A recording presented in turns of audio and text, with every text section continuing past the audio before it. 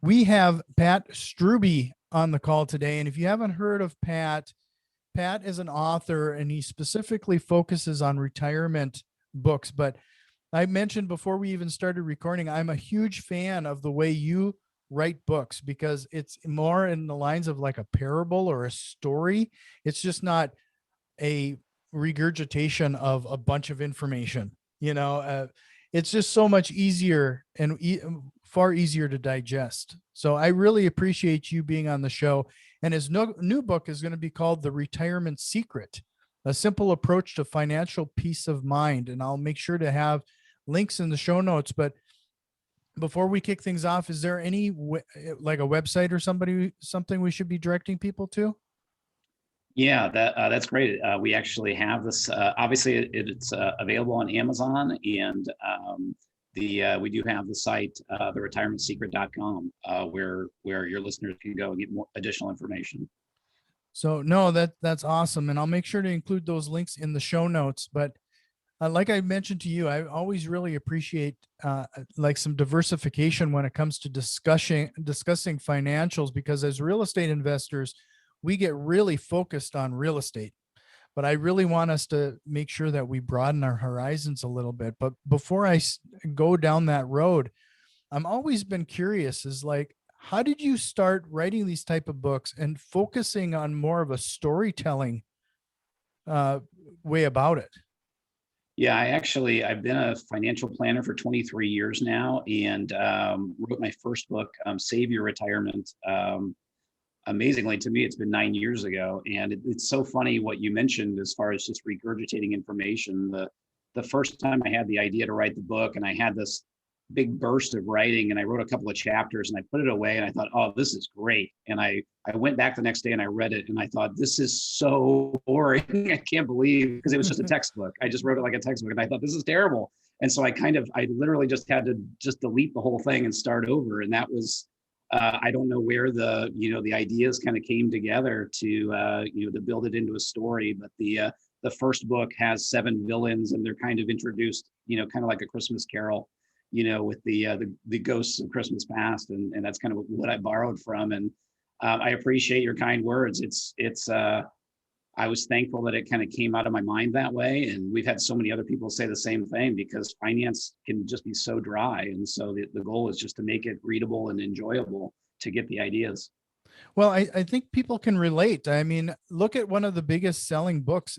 Everybody that I've ever had on the show always points to Rich Dad, Poor Dad, and Yeah. that is a very storytelling book as well. I mean, it's just so much easier to digest. And frankly, it hits closer to home. Like it actually helps you apply those strategies to like a real world scenario.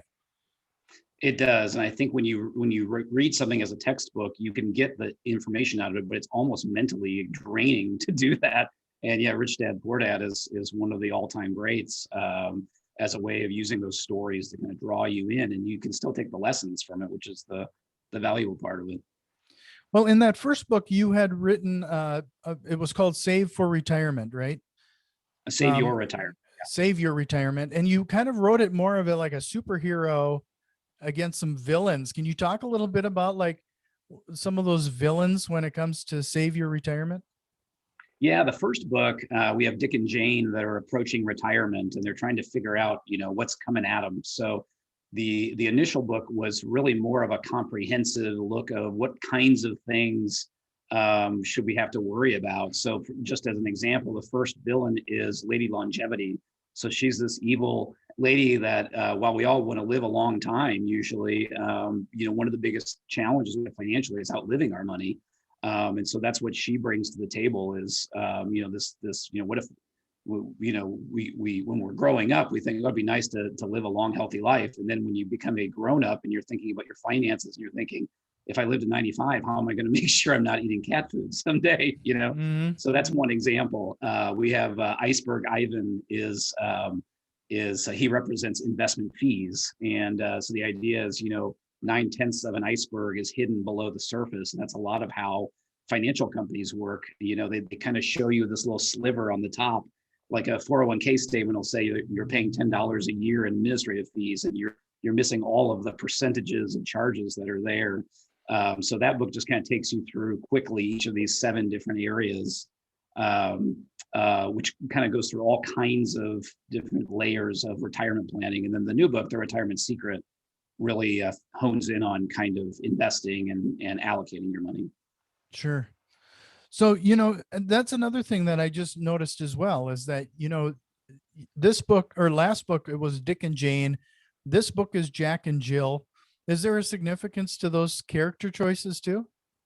Yeah, this is one of those funny things, you just make choices as you go. And I kind of chuckled to myself when I thought of Dick and Jane, and I never thought of any better names. And I don't know how many of our clients came back to us and said, I just loved that because we learned that as kids. We were reading Dick and Jane as kids, and then I thought, well, who better to follow up with than Jack and Jill, just to kind of take those, historic tried and true names, that we all have either, studied or read about when we were kids. Sure. Well, I rarely do this, but I'm going to do this in this situation because your team sends over like a list of just kind of spark questions for me. But the one that I thought was really like stood out for me was number 6. And it says, how can readers determine the purpose of their money and why is their realization so important? I wanted Yeah, to put you on a spot because that one really stood out of the list that they gave me. well, I love that one because, the thing about our money is there's so many different ways we can invest our money. Of course, real estate can be a wonderful investment. The stock market can be a great investment. If you are online or listening to podcasts or watching TV, everyone loves talking about investing. They love talking about the highest rate of return. And this is what, Wall Street has gotten us obsessed with, right? Is how to double your money or anything like that. And the point, and I'm glad you brought that up, the point is that we don't need to be obsessed with rate of return. What we actually need to be thinking about is what are we actually trying to do with our money? Mhm. If you tie up your entire life savings into a real estate deal that's going to be tied up for 20 years, but you need the money in 5 years, it doesn't matter what the rate of return is because it's not helping you at all. You know what I mean? All it's doing is causing you more problems. So that's where we want to try and take our readers away from getting into the weeds of worrying about, what is my exact rate of return this year or this month or today? And let's stop and actually think about what are you trying to accomplish? And of course, like you mentioned earlier, a lot of our focus is on retirement, but maybe you've got shorter term goals too. Maybe you want to buy a vacation home in 5 years or you start a business or whatever that is. Let's start with the purpose in mind, and then we can work backwards from there. Right. No, that's really interesting, especially that's something that we should really consider. Like, would you suggest then that depending on those goals, whether it's short term or long term, you might take different approaches to your investments? I think it's critical. Yeah. I mean, I've had people say, hey, I'm going to buy a car in 6 months. What do you think of this stock? And I'm thinking, well, if you get lucky, that'll work out great. But if I'm buying something in a few months, I'm probably just going to stick it in the bank, even though I do this for a living, because Right. you just can't take that risk. I was interviewed for the Financial Times once, and they asked me about if someone comes into money, if they win the lottery, what do you recommend they do? And they were looking for specific investment recommendations. And I said, well, the first thing we need to talk about is what do you want? What are you trying to accomplish with the money? And I completely shocked the interviewer because he was used to people just going down the line with, oh, look at these types of stocks or real estate or whatever. But yeah, Mhm. we want that thing to match, right? Right. You've heard the idea of climbing the ladder of success, but if it's leaned against the wrong wall, if you're not actually accomplishing what you wanted, then you kind of defeated the purpose. Well, I think I got to steal that quote. If you can climb the ladder of success, but if you have it leaning against the wrong wall, that's you're probably not going to get anywhere. That's right. It's kind of like sometimes, if you get stuck in the rat race and you're working all the time and you don't see your family, and then you think back later and you think, why, I wish I would have spent more time with my family. Well, we can all stop and think about those things, day to day about what really matters to Sure. us. And that's what I So, wanted to tie the book into also. We talk about, the different ways to diversify and allocate your money. And that is going to be different. You asked the exact right question. It depends on your goals. It depends on how long of a timeline you have too. right. So let's say it sounds like, yeah, there might be a different answer for this too. Then if you threw that other interviewer off with regarding the lottery, when do you think is the right time for somebody to consider retirement? Well, I think that is, I hope this doesn't sound like a cop out, but it's so individualized, Mm, and we have clients that have been financially ready to retire, and they retire, and 3 months later they're bored out of their mind and they're looking for a business to start or real estate to invest in or going back to work. My own father actually retired at 50. I thought he'd go stir crazy in a few months, and he never went back to work. And so I think mhm. everyone's different. And that's, sometimes you can maybe try and figure that out before, targeting your retirement, but sometimes you just don't know until you do it, and so that's Right. that's one of the fascinating things about life. Is maybe we think we just want to be playing golf every day or fishing or strumming your guitar, but maybe you can't do that 16 hours a day. That would drive my wife nuts. So, so, w- since you brought this up too, then it sounds like, based on what I had done a little research about you, you even talk about phases of retirement. Is that lean into what you're talking about? It kind of depends on what you're trying to accomplish. And Yeah, it does. I mean, we like to use this is kind of from experience with people. If you choose, let's say that kind of typical American retirement of kind of working and saving and accumulating and then retiring around your 60s, for example. A lot of people talk about, we're kind of learning there's kind of three phases. There's the go-go years, which is early on. You're younger and you're healthier. You've got your bucket list of things you've been wanting to do. And after a while, you do a lot of that, and then you kind of settle into the slow go years, where you're still mobile, and maybe some of us have, family or friends. You're kind of even seeing transition through these things, and at some point, if we live long enough, I used to call it the no-go years, but I've heard it said the won't-go years. Where you might say to somebody, hey, let's get you out of the house and let's go have dinner, and they just say, no, I won't go because it's just too much of a hassle, So, yeah, so I think that's valuable, because the last thing we want to do is save all your money for, the end of your life when you're not even going to enjoy it anyway. Mhm. We want to find that balance of, our job is to make sure you never run out of money. So Right. we have to make sure you don't go crazy, early in life. But on the flip side, we want you to enjoy it when you're young and healthy and vibrant and, can live life. And so, and to your point, you asked a great point. Well, maybe that means you semi-retire and you do it earlier, so you have Mhm. more years and more flexibility. It certainly depends on personal preferences and, job choices and things like that. So just to remind everybody, if you'd like more information, especially about some of his books, and I think there's quite a bit of information even on your website directly, head over to theretirementsecret.com, and we'll make sure like I said, I'll have those links in the show notes. Are you pretty active on any of the social medias too? We are, yeah. And you can look for Pat Strubbe. That's Strubbe, or our financial planning company is Preservation Specialists. So we're out there all over the place. Any one of those, you can track us down. Yeah. So, yeah, it was pretty easy to find you when was doing a little research on you. So I'm going to There's circle not a lot of back Strubbe. in a strange way. We're going to go back to real estate investing though, because what I think is interesting is that you typically talk about investing and using the analogies of a roof and walls and foundation. Let's go through those items of a building and see how this is structured.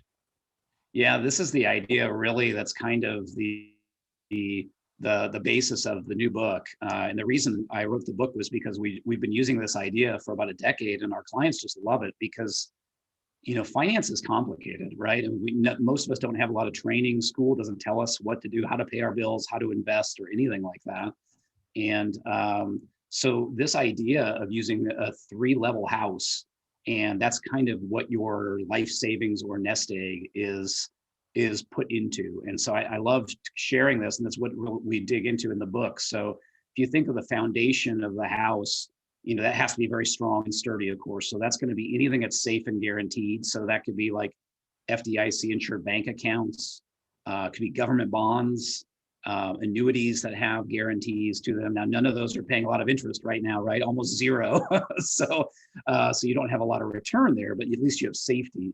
If I skip up to the roof, which is the top floor of the house, that is what's exposed to the elements, right? So that's going to be the riskiest or the growth area.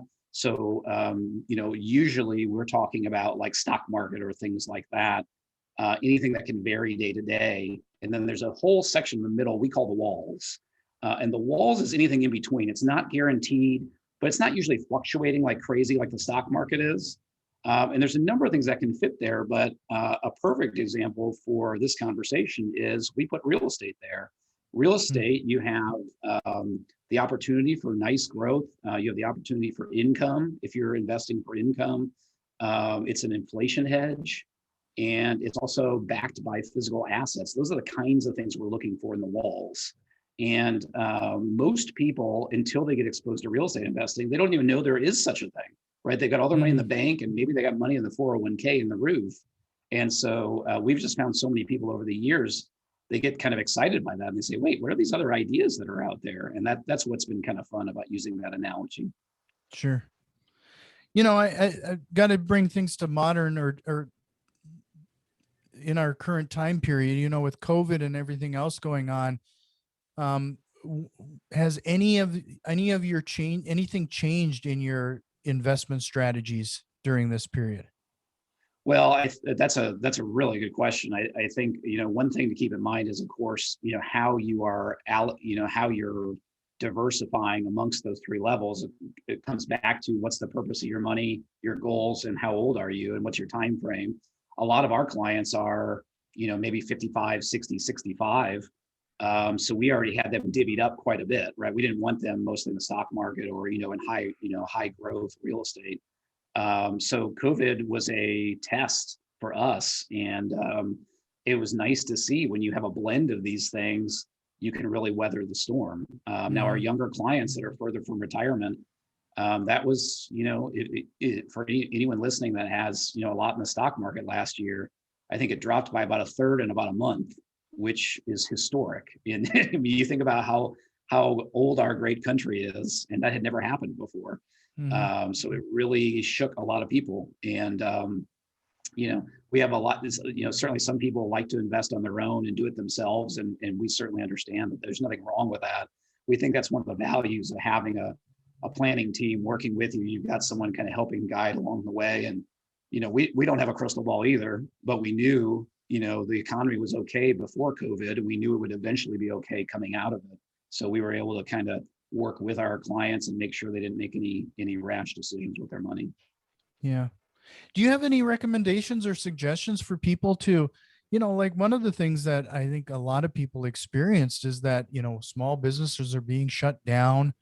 Their incomes are being disrupted because of lockdowns and a few other things. I mean, unfortunately, I feel like we need to prepare ourselves, not if this happens again, but when it happens again.